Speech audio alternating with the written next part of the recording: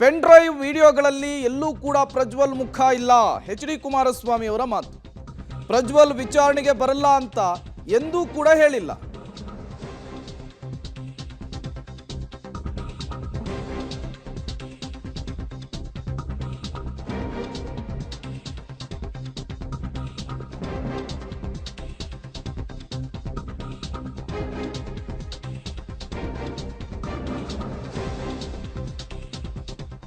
ಮಾಜಿ CM H D Kumaraswamy ಅವರ ವಾಗ್ದಾಳಿ ಮುಂದುವರೆದು ಹಲವು ವಿಚಾರಗಳನ್ನು ಪ್ರಸ್ತಾಪಿಸಿ ಗುಡುಗಿದ್ದಾರೆ. ಪ್ರಜ್ವಲ್ ವಿಚಾರಣೆಗೆ ಬರಲ್ಲ ಅಂತ ಎಲ್ಲೂ ಕೂಡ ಹೇಳಿಲ್ಲ. ಒಂದು ವಾರ ಕಾಲಾವಕಾಶವನ್ನ ಕೇಳಿದ್ದಾನೆ ಅಷ್ಟೇ, ಅದನ್ನು ಕೊಡಬೇಕಿತ್ತು. ಪ್ರಜ್ವಲ್ 400 ಮಹಿಳೆಯರಿಗೆ ರೇಪ್ ಮಾಡಿದ್ದಾನೆ ಅಂತೇಳಿ ರಾಹುಲ್ ಹೇಳ್ತಾರೆ. ಮಾಜಿ ಪ್ರಧಾನಿ ಮಗನ ಇವನು ಅಂಥೇಳಿ ಕಿಡಿ ನುಡಿದಿದ್ದಾರೆ ಎಚ್ ಡಿ ಕುಮಾರಸ್ವಾಮಿ ಅವರು. ಅದರ ಜೊತೆಗೆ ಸಿಎಂ ಡಿಸಿಎಂ ರಾಹುಲ್ ಗಾಂಧಿ ಅವರಿಗೆ ಈ ಮಾಹಿತಿಯನ್ನು ಕೊಟ್ಟಿದ್ದಾರೆ ಅನ್ನುವಂತಹ ಅರ್ಥದಲ್ಲೂ ಕೂಡ ಎಚ್ ಡಿ ಕುಮಾರಸ್ವಾಮಿ ಅವರು ಮಾತನಾಡಿರುವಂಥದ್ದು. ರಾಷ್ಟ್ರೀಯ ಅಧ್ಯಕ್ಷ ಅಲ್ಲ, ಈಗ ಮುಂದಿನ ಪ್ರಧಾನಮಂತ್ರಿ ಆಗಬೇಕು ಅಂತ ಹೇಳಿದಿರಿ ಸಿದ್ದರಾಮಯ್ಯನವರೇ. ಮಲ್ಲಿಕಾರ್ಜುನ್ ಖರ್ಗೆ ಆಗದ ಬೇಡ, ಯಾರೋ ಕೆಲವರು ಮಲ್ಲಿಕಾರ್ಜುನ್ ಖರ್ಗೆ ಹೆಸರು ಹೇಳಿದಾಗ ಪ್ರಧಾನಮಂತ್ರಿ ಕ್ಯಾಂಡಿಡೇಟು ಅಂತ, ಅವರಾಗಬಾರ್ದು ರಾಹುಲ್ ಗಾಂಧಿ ಆಗಬೇಕು ಅಂತ ಯಾರಪ್ಪ ಹೇಳಿರೋರು? ಸಿದ್ದರಾಮಯ್ಯನವರೇ ನೀವೇ ತಾನೆ. ನಿಮ್ಮ ಮುಂದಿನ ಭಾವಿ ಪ್ರಧಾನಮಂತ್ರಿ ಏನು ರೆಕಮೆಂಡ್ ಮಾಡಿದ್ದೀರ ಇಂಡಿಗೆ? IND ಅಂತೀರೋ ಇಂಡಿ ಅಂತೀರೋ ಅದೇನೋ ಗೊತ್ತಿಲ್ಲ. ಆ ವ್ಯಕ್ತಿ ನನ್ನೇ ಹೇಳಿಕೆ ಕೊಟ್ಟಿರ್ತಕ್ಕಂಥದ್ದು ಏನು? ನಿಮ್ಮ ರಾಹುಲ್ ಗಾಂಧಿ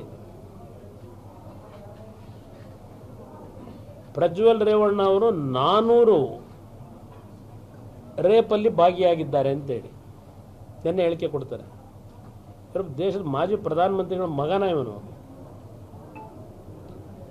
400 ಪ್ರಕರಣಗಳಲ್ಲಿ ರೇಪ್ ಮಾಡಿದ್ದಾನೆ ಅಂತಕ್ಕಂಥದ್ದು ಯಾಗಿದ್ರೆ ಮಾಹಿತಿ ನಿಮ್ಮ ರಾಹುಲ್ ಗಾಂಧಿ ಹತ್ರ ಇದೆ. ಇಲ್ಲ ನಿಮ್ಮ ರಾಹುಲ್ ಗಾಂಧಿಗೆ ಫೀಡ್ಬ್ಯಾಕ್ ಮಾಡಿರೋದು ನೀವು, ಇಲ್ಲ ನಿಮ್ಮ ಡೆಪ್ಟಿ CM, ಇಲ್ಲ ಮತ್ತಿನ್ಯಾರು ನಿಮ್ಮ ಗೃಹ ಸಚಿವ ಕೊಟ್ಟಿರ್ಬೋದು. SITಗೆ ಜವಾಬ್ದಾರಿ ಇದ್ರೆ ತನಿಖೆ ಮಾಡೋದಕ್ಕೆ ಕೊಟ್ಟಿದ್ದೀರಿ ಅಲ್ವಾ? ಆ 400 ರೇಪ್ಗೆ ಪ್ರಧಾನಮಂತ್ರಿಗಳು ಕ್ಷಮೆ ಕೋರಬೇಕು ಅಂತ ಹೇಳ್ತಾರೆ ಅಂದರೆ ಅವ್ರ ಹತ್ರ ಮೆಟೀರಿಯಲ್ ಇದೆ ಅಂತ ಆಯ್ತಲ್ವೇ ರಾಹುಲ್ ಗಾಂಧಿ ಹತ್ರ? ಮೊದಲು ನಿಮ್ಮ SIT ಅವರಿಗೆ ಡೈರೆಕ್ಷನ್ ಕೊಡಿ, ರಾಹುಲ್ ಗಾಂಧಿಗೆ ನೋಟಿಸ್ ಕೊಡಲಿ. ಇವತ್ತು ನಿನ್ನೆ ದಿನ ರಾಹುಲ್ ಗಾಂಧಿಯ ಹೇಳಿಕೆ ನೋಡಿದಾಗ ಅವ್ರ ಹತ್ರ ಇನ್ನೂ ಭಾಳ ದೊಡ್ಡ ಮಟ್ಟದ ಮಾಹಿತಿಗಳಿರ್ಬೋದು. ನಿಮ್ಮ ನಿನ್ನೆ ಪ್ರಚಾರ ಕಾರ್ಯದಲ್ಲಿ ರಾಹುಲ್ ಗಾಂಧಿ ಅವರು ಇದೇ ಪೆನ್ ಡ್ರೈವ್ ವಿಚಾರವನ್ನು ಪ್ರಸ್ತಾಪಿಸಿ JDS ಮತ್ತು BJPಯ ವಿರುದ್ಧ ಅಬ್ಬರಿಸಿದ್ರು. ಪ್ರಧಾನಿ ನರೇಂದ್ರ ಮೋದಿ ಅವರು ಕ್ಷಮೆ ಕೇಳಬೇಕು ಅಂತ ಹೇಳಿ ಆಗ್ರಹಿಸಿದ್ರು. ಇದೇ ವಿಚಾರವನ್ನು ಉಲ್ಲೇಖಿಸಿ ಇವತ್ತು ತಿರುಗೇಟು ಕೊಡುವಂತಹ ಕೆಲಸವನ್ನ ಎಚ್ ಡಿ ಕುಮಾರಸ್ವಾಮಿ ಅವರು ಮಾಡಿರುವಂಥದ್ದು. ಹಲವು ವಿಚಾರಗಳನ್ನು ಪ್ರಸ್ತಾಪಿಸಿದ್ದಾರೆ. ಇದೊಂದು ಷಡ್ಯಂತ್ರ ಅನ್ನುವ ರೀತಿಯಲ್ಲಿ ಮತ್ತೊಮ್ಮೆ ಎಚ್ ಡಿ ಕುಮಾರಸ್ವಾಮಿ ಅವರು ಮಾತನಾಡಿರುವಂಥದ್ದು.